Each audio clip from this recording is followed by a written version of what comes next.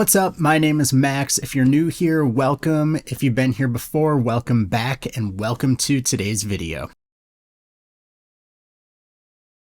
Alright, so today's video is update 3 for my 30-day month-long challenge of posting daily on social media. If you haven't seen the past week's update videos, definitely check those out so you can see the full process and how things have been going over the past couple weeks. But today I'm getting into the third week of updates. Before I get into the results, if you like what you see on this channel, subscribe so you don't miss any updates on this challenge or any future videos. Give the video a like if you liked what you see. Comment down below letting me know what you think of the challenge, if there's anything I could do differently, if there's any videos you want to see in the future, and let's get into the results. Alright, so I will say across the board for all the different platforms I'm doing this on, which includes Instagram, YouTube, and TikTok, the views have been pretty consistent from week to week. They did jump from the first week to last week, and then last week to this week. They are very consistent, so I'm not going to go over the views for each one since there's not really a huge change with them. I will say though, on Instagram, I have had a few videos get more views than usual. So typically on Instagram, I've been getting between 400 and 600 views, and I did have a Sabrina Carpenter related video that did get over 1,000 views, and then a Taylor Swift one that got close to 800 as well. But on Instagram, YouTube, and TikTok, generally those have been getting the same results as I did last week, which is cool. It means I'm getting consistent viewership and engagement, though I have been switching up the way I've been doing my type of content a little bit, so I'm interested to see how that's going to play out in the final week of the challenge with doing that consistently, but nothing's dropped off at all with switching to that. If you're not familiar with the type of content I post, I have been doing music-based content, usually based around a particular artist, building out an instrumental or a beat around their sound, breaking it down, and then showing the full thing at the end.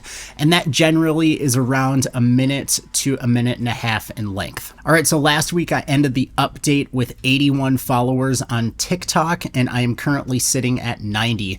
So this has been great. Like, this is one of the coolest aspects of the challenge for me, is to see follower growth, because when it comes to social media, like, I'll have friends and people that stumble upon it that'll engage with my content, but when it comes to followers, that has always been something I've struggled with. At the beginning of this challenge, I think I was at like 68 or around there. So seeing it grow this much in the span of less than a month, which is more than it had over the past 2 years on this platform, is crazy cool, and I am pumped to continue doing stuff like this to see how much it can grow over time with the consistency being implemented. On Instagram, at the end of last week's update, I was at 517 followers. I am now at 521, so it is growing, maybe not quite as quick as TikTok, but it is really cool seeing, again, the followers come in, they're staying, it's consistent, getting engagement. And like I said, on Instagram, I did have 2 videos perform higher than they typically would. So it is nice seeing that the followers are growing, and with switching to this new version of the type of content I'm posting, the engagement is going up there as well. And finally, on YouTube, last update, I ended at 515 subscribers. I am now at 529 subscribers. So that's quite a significant jump, at least for me,